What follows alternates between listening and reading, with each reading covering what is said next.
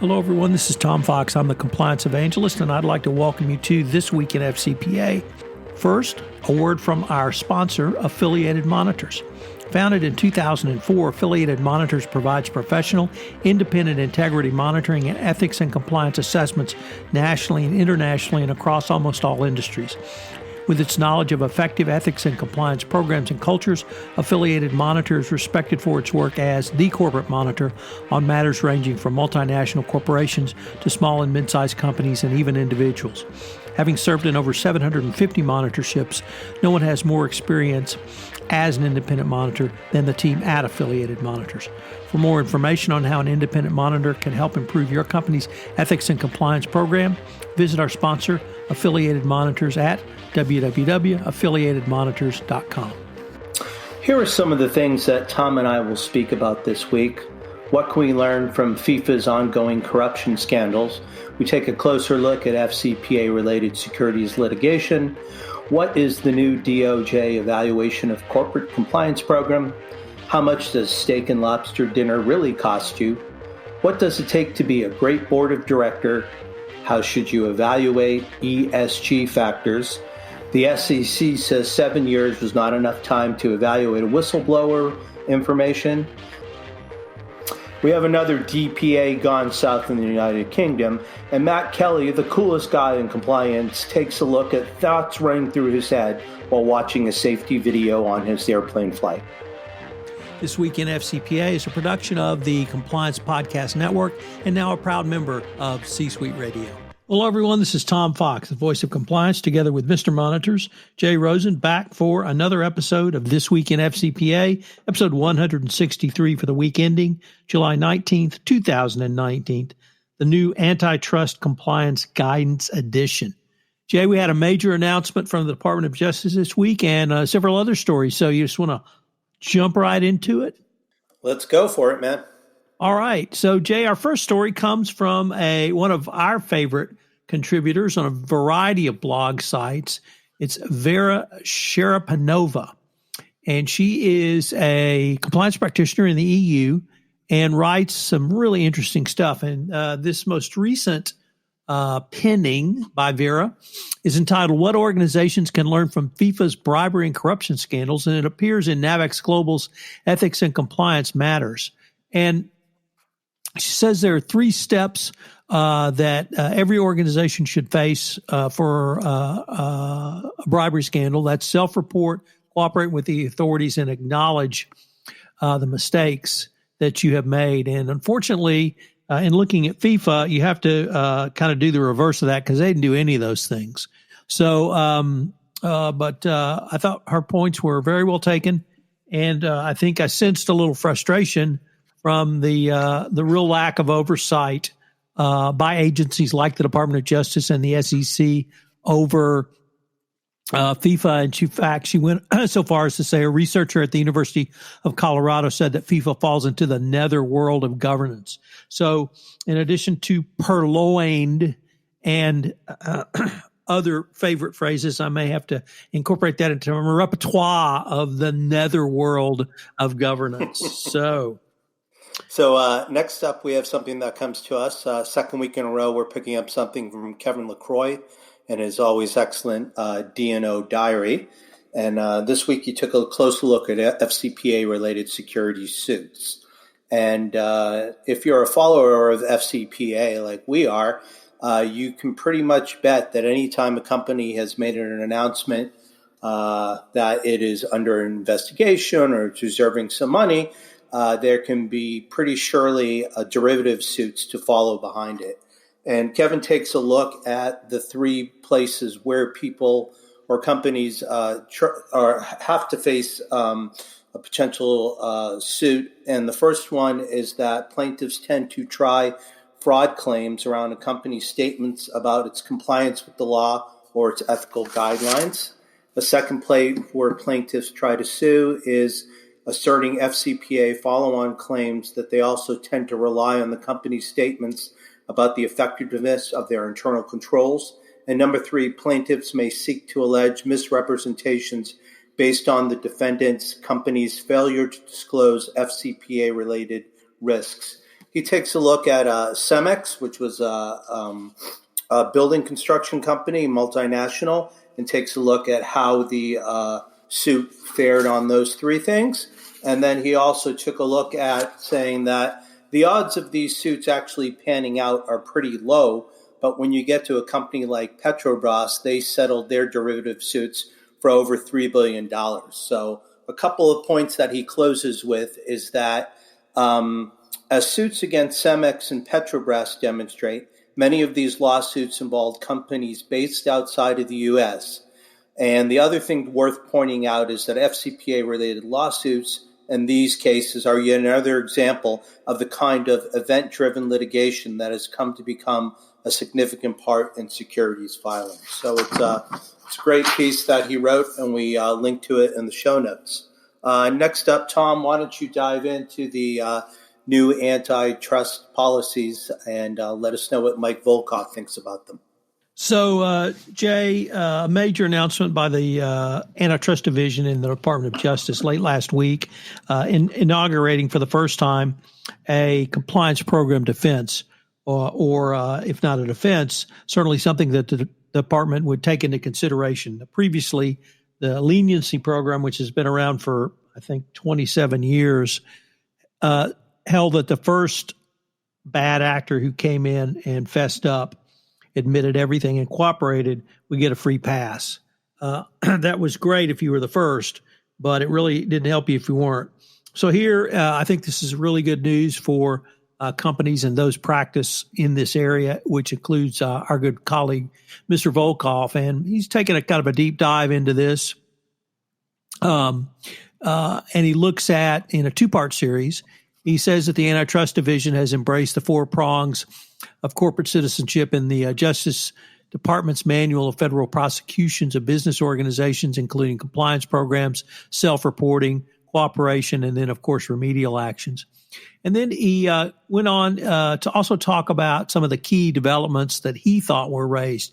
And this is where I think, Jay, you and I are really going to have to start talking to compliance practitioners, because one of the things that your colleague Jesse Kaplan emphasized to me when I interviewed him on this for an upcoming podcast was that compliance practitioners are comfortable with looking at and assessing anti-corruption compliance programs. And that, when they say they have a compliance program, that's typically what they mean. And corporations will say that as well. Senior executives understand compliance. At least they understand the need for compliance. And so what the Department of Justice Antitrust Division has really focused on antitrust compliance, and that's a little bit different animal. So is your compliance program tailored to and designed and comprehensive around antitrust legal issues? Is there a culture of antitrust compliance? Who's responsible for your antitrust compliance program? Is it going to be the chief compliance officer? Antitrust practitioners, as you might guess by the word practitioners, tend to be lawyers. And so is this going to move compliance into the legal function, or will you have to have a lawyer overseeing this? Doesn't mean you can't, does not mean you have to have a lawyer, but typically that's what's been done in the past. Antitrust risk assessment, training and communications around antitrust, periodic review and monitoring, once again around antitrust, and then incentives and discipline all around your antitrust behavior. So this is going to be something that compliance practitioners really need to be cognizant of, that it's very focused on one narrow area of the law.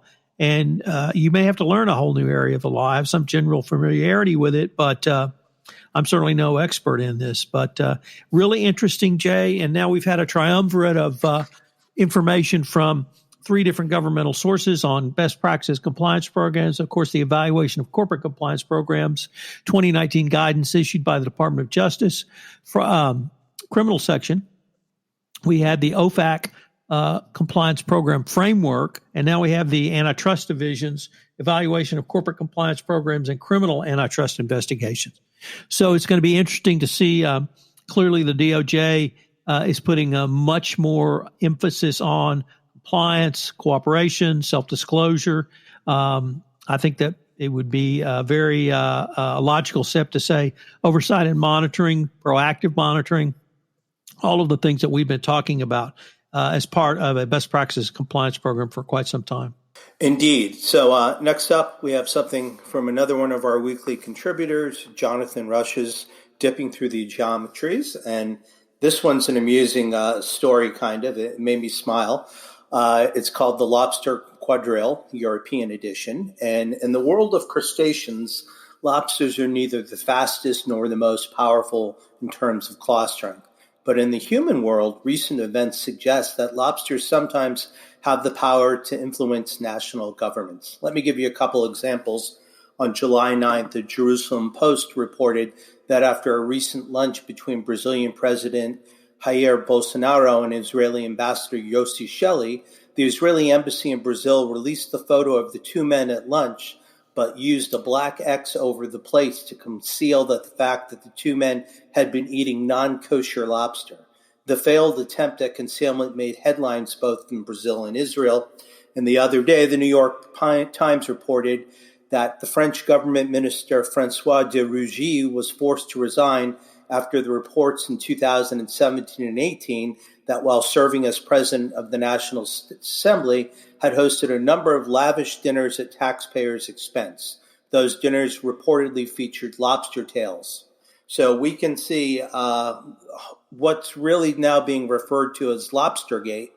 And Jonathan uses some other examples recently in Austria, Bulgaria, and Croatia, again, where European parliamentarians are giving the appearance of wrongdoing. So as each of these situations describe above and demonstrate, ethical wrongdoing by the government officials, even if it falls short of violations, fosters public distrust of the government.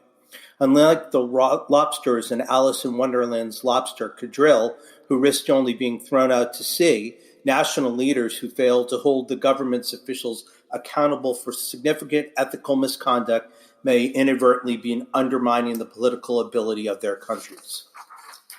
Next up, Tom, we have Henry Wolf coming to us from Corporate Compliance Insights, and he asked the question, what does it take to make a great board of directors? So Henry Wolf is a really interesting fellow, Jay. I had the opportunity to interview him for a podcast.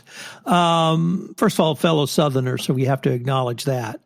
But he really focuses on boards of directors. And he is one of the few people I know who is really talking and writing about, in terms of thought leadership, that corporations, public corporations, really need to refocus their efforts on boards of directors more along the lines of private equity boards. And he is really trying to take the game up for boards of directors. You and I both talked about a lot of scandals over the past few years, and you can name the scandal. It doesn't really matter what it was or who was involved, but the question is always, where was the board? And it may have been as blue chip a board as you would want, but they may not have had the ability to deal with the issue, even if it was presented to them. So he takes a look at some of the factors. He lists 8 factors that he thinks are needed for to be a great corporate director. They include intent, drive, ownership mindset, knowledge of the business and its value drivers, courage to rock the boat, insistence on clarity of value drivers and related information flow, engagement, and then willingness to hold management accountable. And he says these, generally he says these things are more in the private equity world, but I find his commentary very interesting. And there's lots of groups, NACD and others, that really talk about board professionalism and training. But I think Henry is, like I said, really one of the leading commentators on this. So interesting article, and I'm looking forward to what he comes up with next. So next up, we have another article from Corporate Compliance Insights. It's by Todd Northman and Savannah Fox, no relation to Tom. And the subject matter here is ESG, environmental social governance. And the authors say that companies often push aside investment in social factors in favor of profit, but environmental, social, and governance, ESG, initiatives have been shown to be intrinsically promote sustainable earnings and facilitate long-term success. They go on to say that support for companies who embed ESG factors in business-making decisions began back in 2005. This began to go forward, and more companies by 2013 and 2014 warmed up to ESG after multiple studies showed that corporate sustainability produced good financial results. Finally, according to the ESG case study, analyst of ESG factors provides an effective risk management structure, sheds new light on strategy development and growth opportunities, and addresses the demands of customers, employees, and investors. They adopted a framework, and 3 steps are: first, identify relevant stakeholders and factors; 2, isolate and evaluate potential risks; and 3, support companies as they invest their businesses to increase returns. So they go on to talk about the 3 steps, and in their conclusion, they say, the business case for ESG makes clear that the incorporation of these factors is more than a fad. It's necessary to create long-term value, generate returns in industry, and face significant environmental and social changes. And this kind of reminds me of the Ethisphere research that we see about the most ethical companies. So again, if you're keeping your eye on doing something right, not only does it tend to lead your business in the right direction, but you seem to get benefits it as well. So, Jay, next we have an article from Christine Broughton over at the Wall Street Journal Risk and Compliance Journal. And I have to say, I'm not sure what I feel after reading this, if I'm perplexed, if I'm disappointed, if I'm appalled, if I'm just shaking my head for business as usual, or maybe all of the above. But it involves a Dodd-Frank whistleblower who provided information to the Securities and Exchange Commission. It's not clear when the information was provided, but it was around the FCPA settlement for Teva Pharmaceutical. And that case was settled in 2016. So obviously the information had to come before 2016. It could have come as early as, I think, 2011 or 2012. So we have information that is quite old, or at least has been with the SEC quite some time. We have a case that settled at least 3 years ago. That is part of the public record. And we had a whistleblower who's basically heard nothing from the SEC, and the whistleblower's lawyer filed a motion with the court asking that the SEC fish or cut bait, get off the duff and say something or do something. And I guess what's troubling is really the response. The SEC says, it'll take time and we'll get to it when we get to it.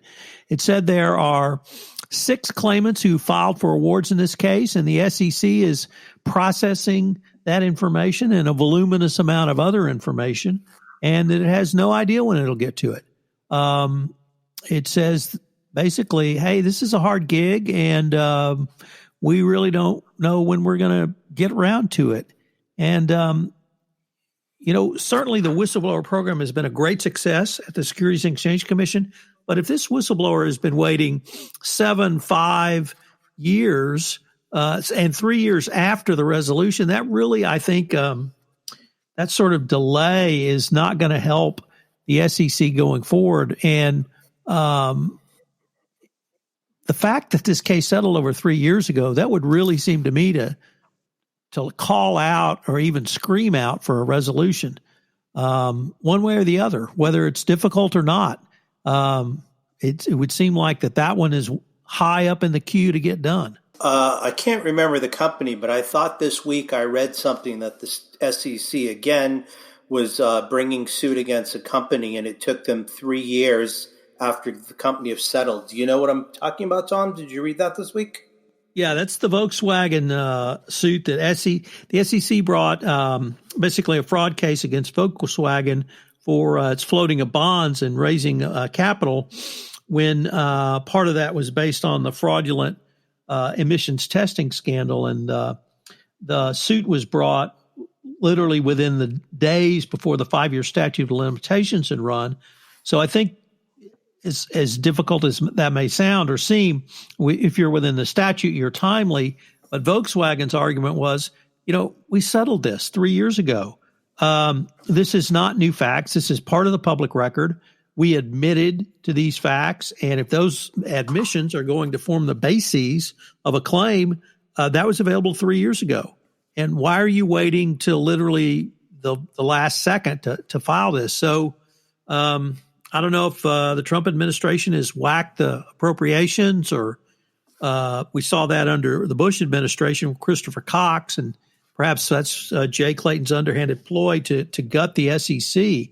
But we have, two very certainly the Volkswagen case is very high profile, and within the whistleblower community, this case is high profile, and certainly Teva Pharmaceutical is high profile, a foreign entity, the Israeli drug company, with a $519 million settlement, one of the still in the top 10 of FCPA settlements, and still in the top 10 of international anti-corruption settlements. And really, for the SEC to say, this is just a difficult thing, and we'll get to it when we get to it. I just found that a disturbing and or disappointing response. The dog ate my homework. So God, did that happen to you too? So next up, consider continuing his strong debut out of the gate. Dylan Tokar, writing again in the Wall Street Journal Risk and Compliance Journal, tells us about Sarklad's settlement is questioned following executives' acquittals. So unfortunately, this brings the light back again to the SFO, the Serious Fraud Office in Britain, United Kingdom. 3 former executives of a metalworking technology company were acquitted in London 3 years after the company reached a deferred prosecution agreement with the SFO. The former executives, Michael Sorby, Adrian Lake, and David Justice, on Tuesday were found not guilty of conspiring to commit the crime. Their acquittal is expected to raise questions about Sarklad's deferred prosecution agreement. The SFO's process for negotiating deferred prosecution agreements runs contrary to a legal principle in the United Kingdom, in which a company's criminal liability is based on the acts of its officers and directors. Deferred prosecution agreements allow prosecutors to suspend criminal charges against a company if it agrees to pay a fine. The SFO has been less successful in pursuing individuals. This we saw earlier this year in the Tesco, at the end of last year, when former Tesco executives were acquitted, and the SFO declined comment. Lisa Ozofsky, the director of the SFO, has defended the Tesco agreement, telling the BBC that it outlined the extent of criminal conduct for which the company accepted responsibility. So this kind of just chronicles the trouble that the SFO seems to have with the difference of the DPAs that they try to enforce versus what's happening here in the U.S. So hopefully Lisa will be able to get a break and start getting some of these prosecuted in the same direction. So, Jay, you and I pride ourselves on being all things compliance, and certainly that's a large part of what we do and who we are. But you may have to cede that hat now to the coolest guy in compliance, Matt Kelly. The coolest guy in compliance, Matt Kelly. The coolest guy in compliance, yes. If you're listening on headphones, hopefully we blew you away with that stereo effect there. But so Matt took a vacation out your way a couple of weeks ago, and in flying out, he watched the training video. He was on Delta, so it was a animated video, and he started thinking about compliance training. And I thought some of his observations were really interesting about what's the purpose of training. Is training simply to teach someone a procedure, or is it to more really inculcate corporate values, or is it something completely different, which is an ongoing dialogue and communication between your employees? And so he and I did a podcast on this, and we talked about some of the other safety videos or safety vignettes or safety announcements that planes and airlines make when they take off. Southwest Airlines does a live presentation, lots of humor, lots of audience participation, and I think a lot of people listen. I fly United almost exclusively, and United has a rotating every month video, and United employees are in the video, and each employee illustrates a different point, and I find it to be very well done. I always watch it Frankly, after 9/11, I pay a lot more attention to those things than I ever did. But I find the United safety videos very engaging, and I've actually learned things I never knew.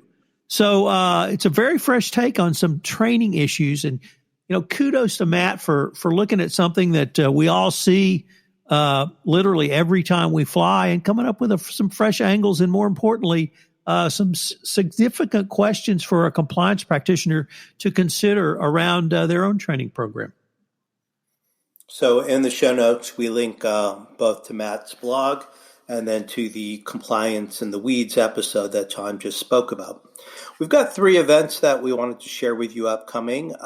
Next week in Houston on Monday, my affiliated monitors colleagues, Vin DiCiani, Eric Feldman, and Jesse Kaplan will be joining Tom as they present a roundtable with appetizers and beverages, and they're going to be discussing the recent updates by the DOJ to the guidance. So, Tom, anything you want to add to that one? Sure, Jay. It's Monday, July 22nd from 4:30 to 6 p.m. at Good Company Seafood. That's the Katy Freeway location, 10-11. It's no charge for the event. I've hosted several events there over the years, and the food is great. The setup's great. I hosted Vin and Eric at a similar event in Boston, and it was extraordinarily well received. Lots of great flowing of information back and forth between Vin and Eric, and here we'll be joined by Jesse and the audience. So if you're in Houston and you want to have some great food and perhaps an adult beverage or two, and listen to 3 of the top compliance practitioners talk about not only the 2019 guidance, but the Benchkowski memo and how they really unite together to provide significant information.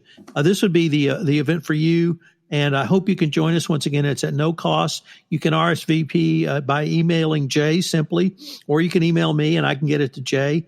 Or if you have any questions, of course, we've got both of our email addresses in the show notes. So if you're in Houston or you're just visiting in Houston, check it out. Continuing the theme of the Benchkowski memo, Tom and I are going to be hosted by Conversant next week for part 1 of a seminar series on DOJ guidance from the Benchkowski memo to the 2019 guidance. This event takes place on next Thursday, July 25th at 12 p.m. EDT. There is also a link in the show notes for you to sign up with Conversant and to either watch it live or to get the opportunity to do a replay. And Tom, why don't you share with our listeners what the AMI August podcast is going to be about? Sure, Jay. I had the opportunity to sit down and visit with one of your newest colleagues, Jerry Coyne. And Jerry is a former first deputy state attorney general from the state of Rhode Island. He held that position through 3 separate administrations, which is, I think, a pretty high compliment as to Jerry. But he talks about monitoring and really the growing litigation involving states attorneys general, where they're bringing a wide variety of more socially focused litigation. Started with the tobacco litigation, but we've had opioid litigation, climate litigation, a wide variety of anti-competitive and consumer litigation, and how the monitorship process and the monitorship structure is inherently suited for this type of litigation, because you have a large number of parties, 50 states potentially, usually have multiple defendants, so a large group with perhaps divergent interest, or at least not unified as one on either side. And so a monitor can really help, and it's a really interesting exploration of the development of states attorney general litigation, and Jerry was literally at the forefront of this in his tenure at the Rhode Island Attorney General's office. So it's lots of great information, and I think it's something that every compliance practitioner needs to be aware of, and it may be something that I think we're going to see a lot more of, Jay. Great. So that kind of wraps everything up for the week. We'd like to thank you for joining us for This Week in FCPA, episode 163, for the week ending July 19th, 2019, the new Antitrust Compliance Guidance Edition. Thanks so much for joining us, and we'll speak to you next week. Hello, everyone. This is Tom Fox again. I'd like to thank you for listening to this episode of This Week in FCPA. Jay and I certainly had a great time bringing it to you. If you have any questions, you can email Jay at jrosen@affiliatedmonitors.com. You can email me at tfox@tfoxlaw.com. If you're in Houston on Monday, July 22nd, I would urge you to check in with myself and the Affiliated Monitor gang at Good Company Seafood. We've linked to it in the show notes. Simple reservation to Jay or myself will suffice. There's no charge for this great event. This Week in FCPA is a production of the Compliance Podcast Network and a proud member of C-Suite Radio. Thanks for listening. I hope you'll join us again next week.